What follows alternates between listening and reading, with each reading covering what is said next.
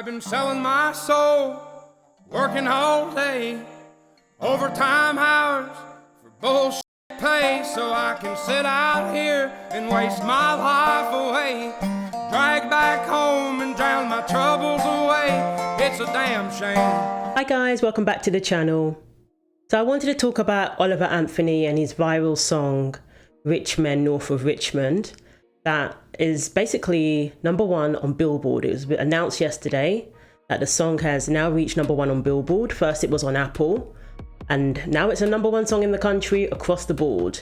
And it's a great success story. It's a great story of someone coming from very humble beginnings and now is a successful worldwide music recording artist through hard work, through people supporting him and making the song go viral, because the song resonated with a lot of people, not just conservative, not just people on the right, as the media would love to have you believe, but with ordinary Americans, ordinary hard-working Americans who are struggling at the moment because of this current climate, because of inflation, because of taxes, because of gas prices, all of that.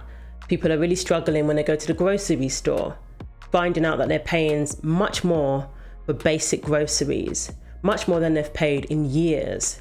People struggling to make their paycheck last the whole month. And people really felt this song, and that's why they shared it, and that's why it went viral. And unfortunately, the mainstream media are trying to tarnish this story and make it into some right-wing conspiracy and make it into some political thing. Even throwing in the word racism when it comes to this song, similar to the Jason Aldean song. And the media is doing what the media does best, creating a narrative, getting people riled up, putting a negative spin on a very positive story that everybody should be celebrating. This is somebody who recorded their music on their iPhone, and I believe this person performed at farmers markets. He performed to a very small audience, but now people are coming from all over the country to come and see him perform. And he has an instant fan base with people from all political sides. Oliver Anthony has gone from working in a factory to now performing all over the country, to now having a #1 song on Billboard. This is a success story that reminds us that the American dream is still attainable. That's what this story reminds us of. So I don't know why it's now being met with a negative spin to it. But thankfully, just like with the Jason Aldean song, the narrative that the media tried to create, the negativity that they tried to bring, only propelled the music further, only propelled the song into greater success. So the song has gone from #1 on iTunes to now #1 on Billboard. And this is something that was completely unexpected for this artist. It's August the 7th, 2023. And as of this recording, tomorrow on Tuesday, Radio WV is going to upload the debut of Men North of Richmond. And it's going to be the first song to get out there that's been recorded on a real microphone and a real camera, and not just on my cell phone. And Lord willing, it's going to get some traffic. Y'all are crazy. Somebody just sent me a screenshot that Men North of Richmond is #1 on iTunes. And I don't even have words. I don't even know. So everybody's been asking me about shows. I've got one kind of last minute set up in Eastern North Carolina, Currituck, North Carolina, this coming Sunday, August 13th, at the Morris Farm Market. So that's the Morris Farm Market, Currituck, North Carolina. August 13th, I'm playing from 1:30 to 2:30 p.m. and I will stay until 2:30 a.m. if I have to. But I promise, if you show up, if you're willing to come and listen to me, I am willing to stay and listen to you. I'm going to shake your hand. I want to hear what you have to say. I want to hear your story. So let's get into the story. The viral country anthem, Men North of Richmond, has struck a chord with many Americans who have celebrated it as an anguished outcry for a forgotten working class.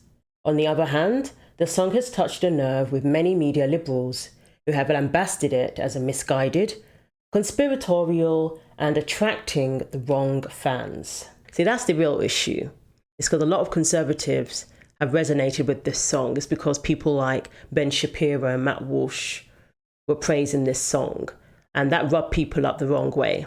Anthony covers a lot of ground in the song, lamenting high taxation, the declining value of the dollar, working overtime hours for BS pay, Washington political greed, the unaliving epidemic, substance abuse, welfare cheats, and a seeming reference to Jeffrey E.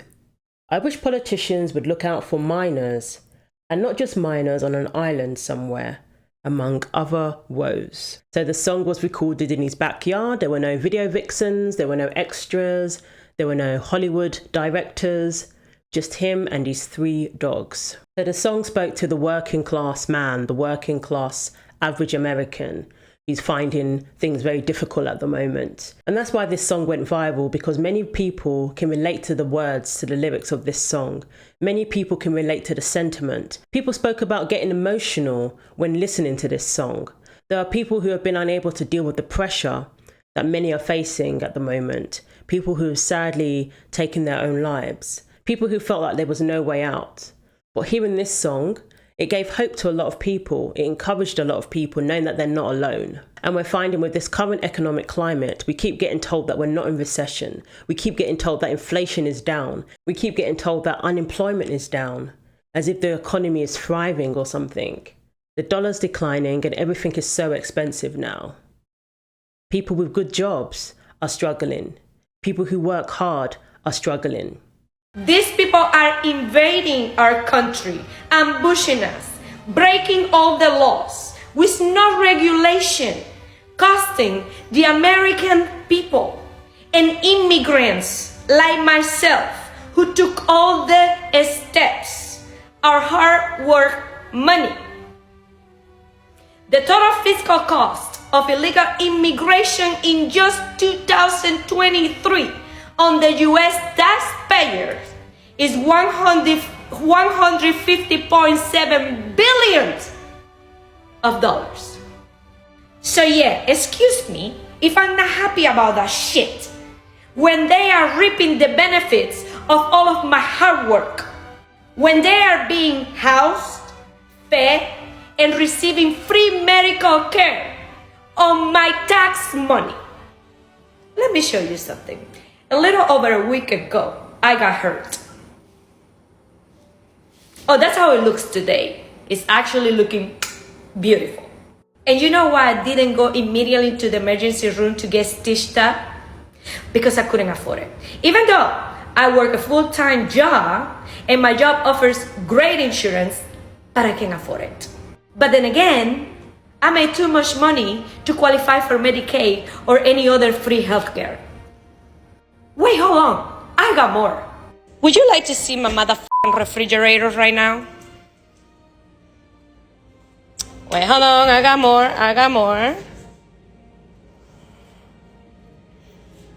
I also don't qualify for food stamps. I have tried, trust me. Even though part of my paycheck goes to that program. Going back to the leg injury, you know how many days I took off of work after I injured myself?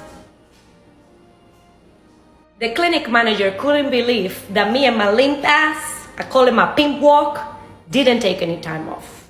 So Billboard says, the track by Farmville, Virginia-based singer, songwriter and former factory worker born Christopher Anthony Lunsford, whose stage name honours his grandfather, Oliver Anthony, first drew buzz online, including on TikTok, where he boasts 1.5 million followers, prior to August 11th, posting on the Radio WV YouTube account, which spotlights unsigned Americana and country acts in the Virginia, West Virginia region. The Radio WV recording features simply Anthony's voice and a Gresh guitar. The song has drawn both praise from the right and opposition from the left, with its lyrics referencing your dollar tax to no end, cause of rich men north of Richmond, as well as the obese milking welfare, stated Anthony in a video posted August 7. I sit pretty dead centre down the aisle on politics and always have. He added on Facebook August 17, I am sad to see the world in a state it's in, with everyone fighting with each other. And the world really has changed. We really are living in a different time. And young people especially are beginning to see the differences from their struggles to that of their parents and grandparents. And many are beginning to feel that they're not given the same opportunities. They're not given the fair shot because everything is so expensive. Everything seems so much more unattainable and you get less for your money. So they're finding that it appears to be a losing battle in this current climate. Finally figured out why us millennials are so upset with inflation and the cost of housing. The obvious is that it's a struggle, but we grew up in the 1980s and 1990s, and we got to see the most flourishing middle class ever. Our parents were all middle class, working amazing jobs. Maybe just one parent was working. We had Christmases and Little League and vacation, and some of my friends' parents, they had like 2-3 cars, jet skis, 4-wheelers, a house on the lake. And they were making like $85,000. And I remember in my mind, just like probably all of you other millennials, were like, man, if we can make 75 or 80 or 100 grand one day, we're going to be balling, have 3 kids, have jet skis and all these toys, invest, go on vacation. Now reality sits in. We're in our 30s. People are making 70, 80, 90, $100,000, $150,000 in some locations and going, we can barely get groceries. We can't afford a house like this. The middle class isn't diminishing. The middle class is gone. And I think that is what the shock is to the millennials, because we grew up watching the greatest middle class of all time. And now we're the age of our parents that they were in the 80s and 90s. And it's just night and day. Well, I had an eye-opening experience with my son this weekend. So my son graduated from college 6 months ago. And when he graduated, he was going to move back in with us so that he could find a job here in this local area and save up enough money to move out on his own. Had no problem with that.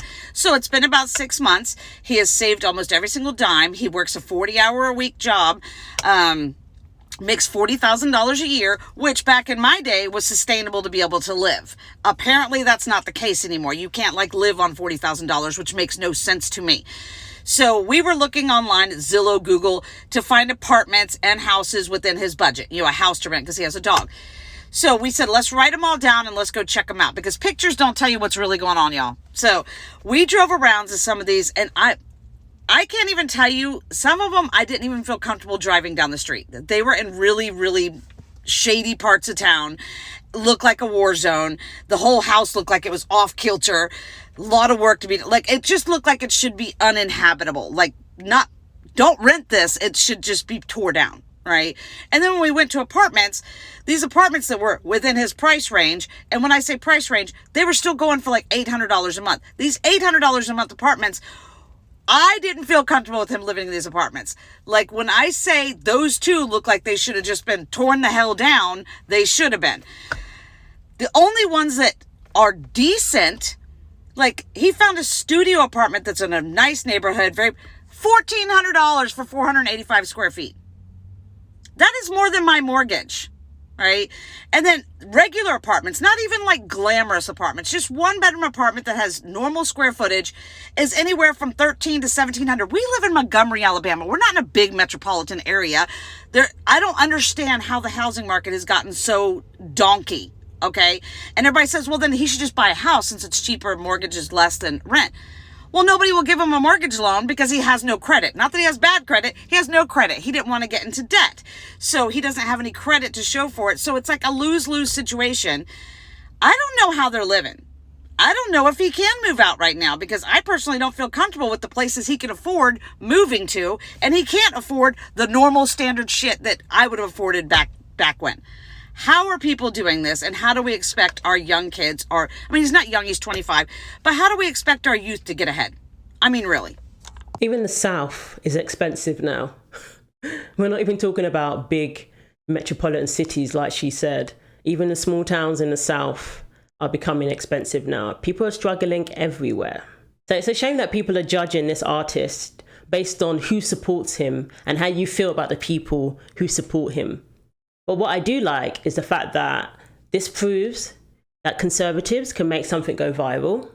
This proves that when we support one another, we can ensure one another's success, regardless of cancel culture. Drawing a geographical line here as well between North and South, using Richmond, Virginia as that dividing line. With that, you can't ignore the elephant in the room. He's bringing up old, bitter, North-South ideological disconnections that go back to the Civil War era. Drawing this North-South line and claiming that, it's those people from the North that want to control us and tell us what to do. There's a lot of really bad and toxic and often bigoted political baggage that comes with, that North v South binary. In his song Rich Men North of Richmond, Oliver Anthony has this line where he says, "We've got folks in the street who ain't got nothing to eat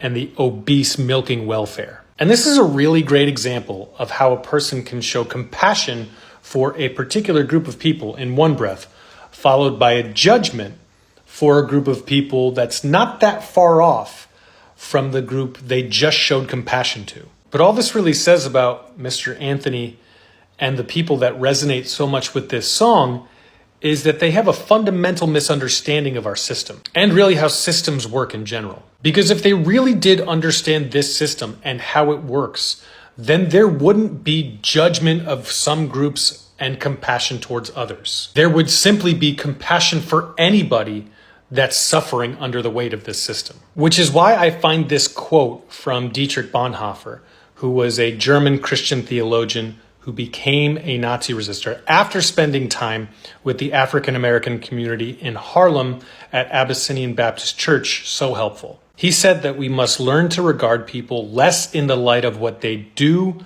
or omit to do, and more in the light of what they suffer. He gained this fundamental understanding that if we are going to in any way be part of the cure rather than part of the disease, then it's going to require us to learn how to have compassion on people that experience life in different ways than we do. So rather than judging the welfare recipient or the Black or brown indigenous person of color for their position in our society, maybe think about why it is that they're in that position. Because more often than not, if you were to think about yourself and where you would like to be, it's unlikely that you'd want to be on the bottom of society. So rather than starting with judgments, why don't we start with some more questions about why things are the way they are and why people are in the positions they're in. Like he's talking about the Black and brown and indigenous people of color, making an assumption that people in that category are the ones on welfare, when there are plenty of white people on welfare.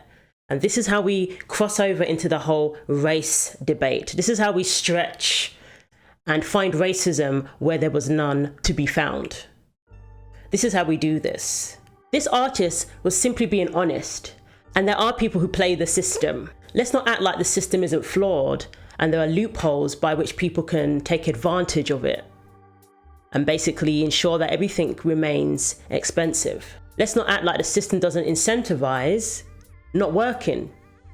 People do the maths and they figure out that they can get more not working than working in a minimum wage job, for example. We saw an example there where someone doesn't even qualify because they earn too much, but yet they're still in need. So they're in a lose-lose situation. But if they weren't working, they would be eating very well. And I'm sorry, that's just the reality. That's not a lack of compassion. That's just being honest and saying what you observe, what you see happening every day, the injustice of it all. But that's not racially specific. People like me, people like you, wish I could just wake up and it not be true, but it is. Okay, let's talk about it. First off, I want to say this is a brilliant title and a brilliant song, mostly. Richmond North of Richmond, I wish I wrote that, but I didn't. Oliver Anthony did. And you know what? 80-90% of the song, I was like, yes, get it.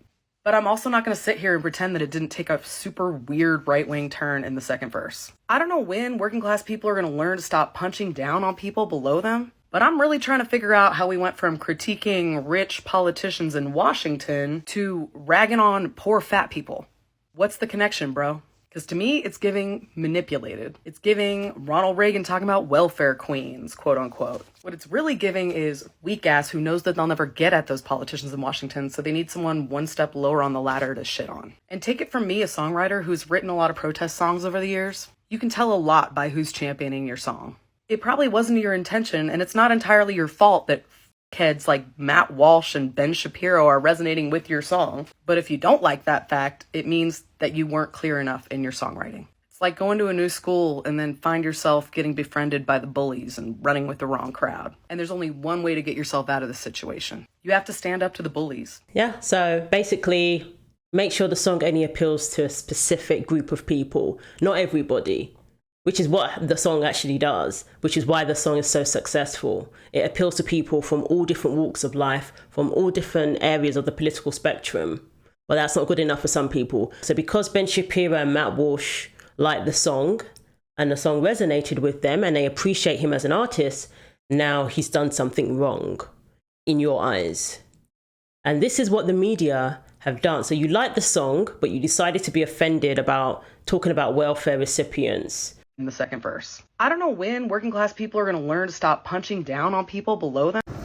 So this girl goes on to say how that we're punching down on the fat poor people. No one's punching down. It is a distaste when we are in the grocery store line, budgeting the $200 or $300 a month we can probably afford with groceries, watching someone we know that is in government assistance with thousands of dollars in groceries on the first of the month, paid for by our tax dollars. And in turn, all those politicians in Richmond are using our tax dollars to give to the lower class people for votes, saying, hey, if you vote for me, we'll make sure we get your increases. We'll get you assistance here. We'll get you assistance there. And we're pissed off because our government assistance should not be funding you to not come out of the system. It should be a net and not a permanent place of staying. The problem is that, if you're 5'3" and 300 pounds, you're not getting nutritional training. You're just buying fudge rounds and ice cream and Debbie cakes, and it's not helping you, and you're not becoming more healthy. You're not able to get out in the workforce. You're actually probably creating more issues for yourself. And that's what pisses everyone off in the middle class. I couldn't have said it better myself. And that's just being honest. It's just reality. It doesn't mean you're punching down on somebody. It doesn't make you a racist. It doesn't mean you're kicking someone while they're down. You're acknowledging the flaws within the system. And the money for this isn't coming from nowhere. This is our tax dollars. And it's being taken and put back into a flawed system that doesn't even benefit the people who are paying into it. So I'm going to react to this little remix, a verse that someone else inserted, inspired by Oliver Anthony. Cause the rich men, cause the rich men. This for the women who birth our daughters and sons and they nurse our all of our family while we are traveling, trying to get paychecks and work hard. I don't know how much longer I can take this. Only looks like I got half of my paycheck. How can I explain this all to a baby? I know I'll read it, the statement you gave me. Dear Mr. Lot, know you've been working daily around the clock. Gotta provide for the family you got, but you laid off. Sincerely your boss, I'm sorry. Isn't that sounding outrageous? How about you go home and say that? Go to your daughter and tell her you broke, cause when your boss would give you some change, you would take it. I am not one to just take it. I am not one to be lazy. Earn what I get, I put days in. I am just one my payment. And that's what it comes down to. People want to see the benefits of their hard work. They want to see the benefits of getting up every day, going to a job that you probably aren't too enthusiastic about. And yet at the end of the month, the paycheck doesn't even cover what you need it to cover.